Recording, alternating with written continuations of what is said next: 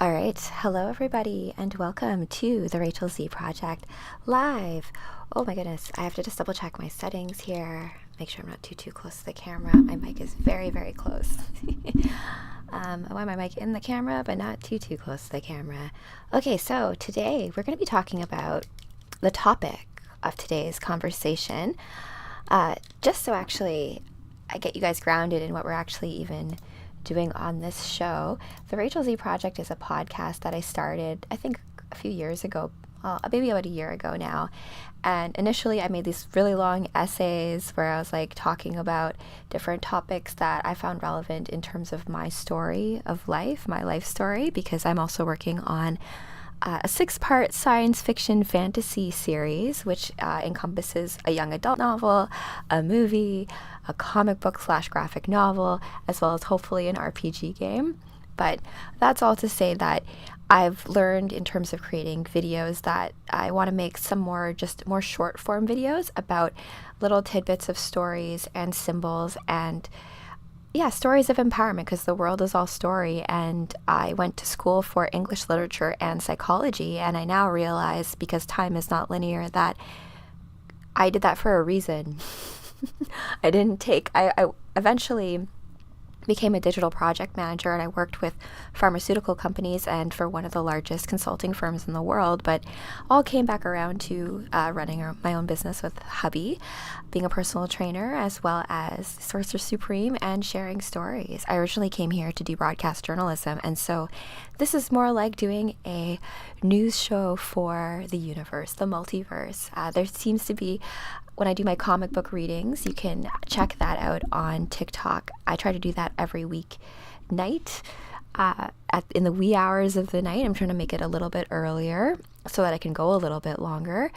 And in those comic books, you always find that even at the end of the universe, at the end of the multiverse, that there seems to always be a reporter there, like reporting on it. So, hey, speaking of stories that we find empowering, I'm going to go into what we're going to be talking about today, which is the Force and Manitou, and then the Great Spirit, which I sometimes refer to Wolfie as the Great Spirit of all wolf spirits. But we'll get into all of that in just 2 shakes. I'm going to go into sharing my screen, and hopefully you'll be able to get the sound as well. So you can see here, I'm going to go into defining our terms. What is the Force? And I am speaking about the Force in terms of Star Wars fame, right? What is the Force that the Jedi and the Sith both use? And in it, I'm on fandom. So I'm not sure if this is canon. Fandom's not necessarily specifically, but it's good because it just have some quotes. Oh, I can listen to this. The Force is what gives a Jedi his power. It is an energy field created by all living things. It surrounds us and penetrates us. It binds the galaxy together. Let's see if we can... The Force is what gives the Jedi his power.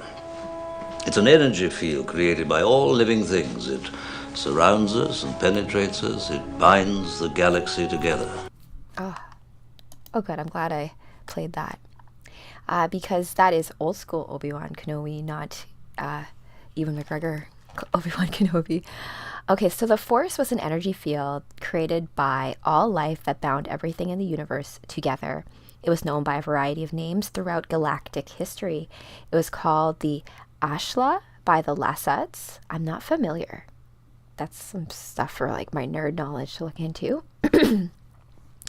It by the Diogna Omi, the life current by the Mustafarians, the tide by the Luians, the sight by the Chiss, the life wind by the Zaphonians, the great presence by the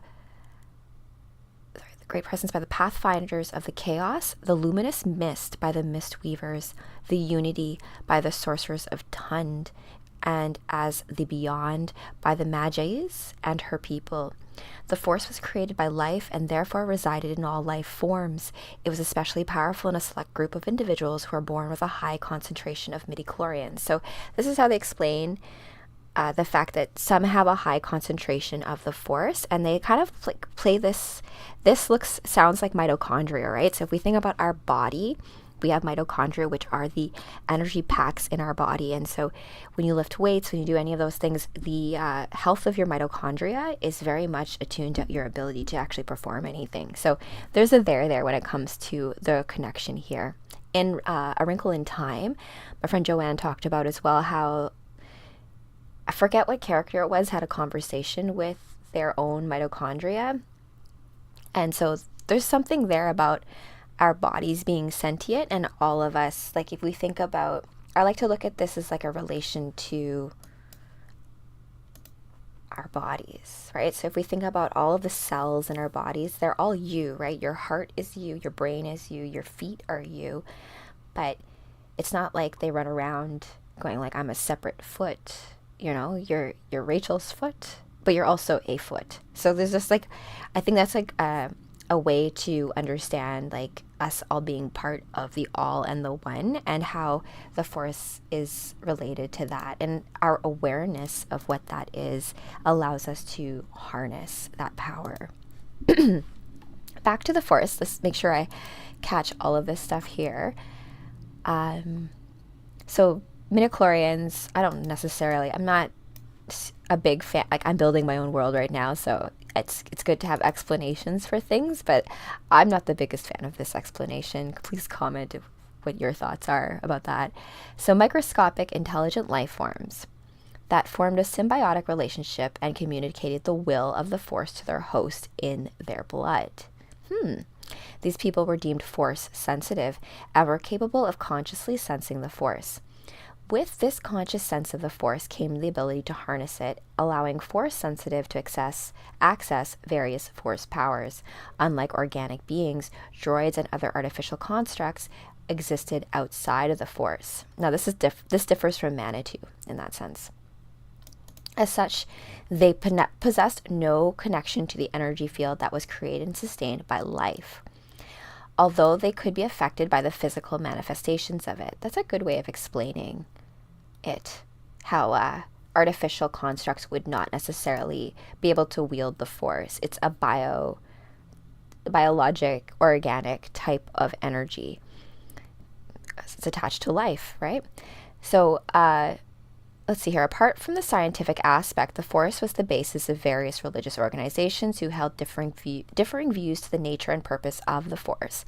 This included the Church of the Force, the Guardians of the Wills, and notably the Jedi and Sith orders. In addition, the Lasats believed that the force was the spirit of the galaxy. Interesting. Okay, so what is this Church of the Force situation? Okay. The temple was home to the Church of the Force, a group whose followers had no force sensitivity yet still chose to follow the teachings of the Jedi Order. Okay, so they believed in the Jedi Order, but they themselves were not force sensitive. And I guess that's a way of explaining why some people have superpowers and some people do not. And in this time, as you guys know, if you've been joining me for my live comic book readings, I'm a big fan of using astrology and figuring out how we can express superpowers in this 3D realm. We have a lot of clues left behind by stories and books and literature and symbols and all this in order to express that. But I've also said that a lot of it comes from practice and wielding it. Like what seems like magic or a special super strength power. Like for me, lifting weights, I'm pretty strong. I can squat quite a bit. I can squat more than most guys can and deadlift like 2 plates and stuff. Not recently, but I can. But that type of expression doesn't just, you have that potential, but unless you train in that way, you're never going to be able to express what that gift is. So I relate that to this, right? So you're going to have force sensitivity as it comes to certain pathways for you. That's the way I look at it. Let's see here. So that's all I kind of want to talk about in terms of the force. We're going to keep this topic succinct. I just wanted to relate the force to the Manitou, because I was born in Manitoba, Winnipeg, Manitoba, the prairies. And in creating my book, my first book is actually about teenagers, and I had to pick a name for the high school. So I was like, okay, so I looked at Power Rangers, and they named their high school Angel Grove High School. And sacred groves have a lot of like weighted symbolic meaning in it. And Angel Grove, I'm like, what a great name. So I looked into Manitoba and the meaning behind Manitoba, and more importantly, the meaning behind Manitou. And we also have Manitoulin Island in Ontario, which I'm going to excuse me, read you a little excerpt from that site. So it's so funny. When you're writing nonfiction, right, when you're writing creatively, I always like to ground it in the real world, so that that fantastical story has like roots and stuff that makes sense, and it's a better bridge for those who are trying to come into this world. And so picking things like Angel Grove with Power Rangers, you're looking at guardians. And sacred groves. Groves are when you have one type of tree, and trees are magical, of course, all of the same kind in an area. And it creates this grove. And depending on the type of vegetation and where it's located cosmically, it will be a grove related to a goddess or an energy like fertility, or perhaps a place that one would go for healing or things like that. So going to Manitoulin Island, because that would be the closest one to us, myself and Kevin are also working out where we want to do some DJ sets this summer and what special sacred sites hold a lot of power in them that are just waiting to be activated. And so when we think of Manitoulin Island, to begin, the name Manitoulin has a sort of legend of its own. The Ojibwe and Ottawa people saw Manitoulin as the home of the Great Spirit. They believe that nature and its forces are represented in the spirit world by Manitous. So everything has, like, Manitou is very close to force, but there's some differing aspects. We'll get into that in just a sec. Superior to all the other Manitous is the Great Spirit, known around these parts as Gitche Manitou. And because of the Gitche Manitou's greatness, it was only fitting that this spirit would live separate and apart from all the other spirits. And now, remember, in other mythologies, this is a common thing where the creator god, the creator spirit, is not the only spirit. There are other aspects that come from that spirit, like this god creates other gods as well. So, important to note. No other place seemed quite as appropriate to serve as the home of Gitche Manitou than a great island lying in the north end of Lake Huron. Ooh. Oh yes, this island, we should go. So Lake Huron, the Great Lakes. And I have a whole thing that I'm having planned about the Great Lakes being dragons, because great large water bodies in Japanese mythology are typically dragons. So the Gitche Manitou has made the world's largest freshwater island its home ever since, lending part of its name to address its home, the Manitoulin Island. Translated literally, the name Manitoulin means God's Island, and a lot of tourists and locals would agree with that assessment. So the den of the Great Spirit, so like a den, and this is why I call Wolfie Great Spirit, the Great Wolf Spirit. This idea that everything has a Manitou, including machines, because it's all about the energy that we give it in our game of life and how we are in existence, right? As we're playing out this story with each other. So let's see if there's anything else I want to talk about here. Okay, so this just goes into different parts of Manitoulin Island, which I would recommend you go visit. But Manitoba also has that beginning part, Manitou, which means Great Spirit. And if you want to check out one of my other talks, I talk about how there's petroforms in the white shell in formations of turtles and such, which talk about that. So I have also some legends, because you know me, I love mythology, about Gitche Manitou. So we have different tribal affiliations that recognize the Gitche Manitou. Cree, Shawnee, Southfox, Kickapoo, Menominee, Ottawa. I didn't know Ottawa was a tribe. Interesting. Okay, and then there's all these different alternate spellings. Kitchi, Chi, Mindu, Kitchi. Oh, wow. Okay, so interesting. So plenty of stuff for me to choose from in terms of symbolic weight behind names. It looks like this name, man, in it is important as well. something to think about when we think of mankind. And so this etymology, how this is common through all, and we're talking about the Great Spirit, there's something in there. Even in woman, you have man. So something to think about. Let's see here. So the pronunciation varies by tribe. The Ojibwe pronunciation is Gichi Munitu. Munitu. Manitou. Munitu. Okay. Great Spirit, Sky Chief, Master of Life type, Creator God. So as I said, there's different types, and you have all the different, there's different types of Creator Gods as well, right? So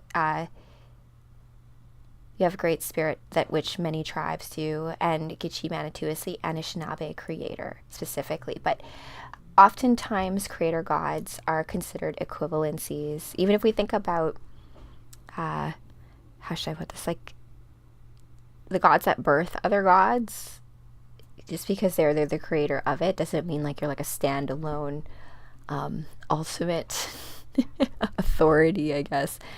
Okay, other things I want to read here are Gitche Manitou is, let me just move this over a bit so you can see.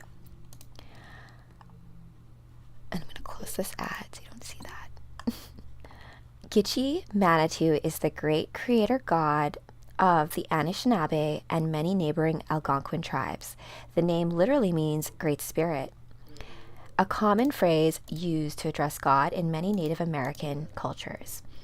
As in other Algonquin tribes, the Great Spirit is abstract, benevolent, does not directly interact with humans, and is rarely, if ever, personified in Anishinaabe myths. Originally, Gitche Manitou did not even have a gender, although with the introduction of English and its gender-specific pronouns, Gitche Manitou began to be referred to as he. It is Gitche Manitou who created the world, although some details of making the world as we know it today were delegated to the culture hero Nana Bozho. I'm not quite familiar with that, so I'll look at that in a sec. Gitche Manitou, one of its many variant spellings, was used as a translation for God in many early translations of the Bible into Ojibwe, and today many Ojibwe people consider Gitche Manitou and the Christian God to be one and the same. Interesting equivalency there. They also have these fun stories here. Father of Indian corn, the corn gods, the golden god. There's a lot of myth, symbology that's like really held within that. Because you think about the grain here, the prairies, they have like the grain fields. There's like some equivalencies there. I wanted to, let's see here. I'm not going to read any of these ones out. I instead had, I wanted to look at this, and because I am a big dance divination, when you're hitting your, feet against the ground as a way of getting communication from the divine, your higher selves, whatever you wish to call it. I was born in St. Boniface in Winnipeg, Manitoba, which is the place where Louis Riel was born, or around where Louis Riel was born, and I played in these fields, in this land, so this is why I feel like I have a connection to a lot of these stories. It's just something there. So I just wanted to do a little talk on, let me just show you what I was showing here too. I was looking at my own little Filipino folk dances, and if there's a way to kind of bring that here, because a lot of these, for example, tinikling is a folk dance, which is inspired by the movement of the tickling birds, and so this idea of giving homage to nature. And actually, wait, I need to finish with the Great Spirit, and then I think we can wrap up this conversation of the Rachel Z Project, where we talk about the Force and Manitou, and this idea of harnessing the Great Spirit, which we are all connected to and we are all one with. So the Great Spirit is an omniscient, supreme life force conceptualized as a supreme being or God. The Great Spirit is a central component in many, but not all, Indigenous cultures in Canada and the United States. So this idea of, yes, I said a creator God, and the idea of the great mystery, and just being aware of I don't know, I don't have to know. We can tell a story, and you may not get the story right away, but later you'll be aha, I understand. that kind of thing. I look at it also as when you're learning things or knowing things, or when you're trying to learn a dance, right? And I say this when you're learning choreography, like, or if when I'm creating choreography, it's one thing to freestyle a dance, and it's quite another thing to listen to it and be like, okay, I'm going to now like create a movement that I'm going to like hardwire into the dance. And once that's done, you're encoding your body's movement to a specific notes in the song, right? So it's just interesting, right? Because I've been dancing for many, many years. I know very many dances that both I've created and both teachers have created, friends have created, and like you learn them. And in learning them, you don't learn them in like this conscious mind. Your body learns them. Sometimes I used to learn certain dances or certain songs rather are very popular with dancers or to create songs to. And so it's just funny, like your cells in your body, because let's say you practiced a particular part of the dance so many times that when you hear that part of the song, you'll just automatically do it. So you're not consciously thinking that. That's intel, that is data, that's something that just comes out of you, that's unlocked by a song. And that's kind of magical, isn't it? And if you have a lot of people know certain movements and you do that all at the same time and you're on certain ley lines energetically, there is something there in terms of us being able to harness the force, the great spirit, the Manitou of all things. So just some food for thought for you out there. I had some signs today as I was out in the park creating some dances, and yeah, there's some birds. So I felt like I was just going to break things up. I usually do these kind of conversations really late at night and then make them really long-winded and almost like too scripted because I'm like reading from something. So I just wanted to have this just be like a real organic conversation with you.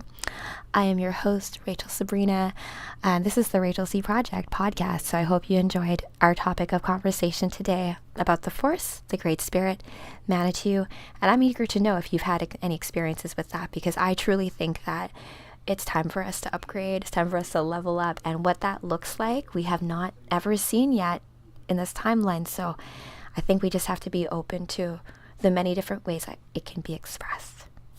All right, guys,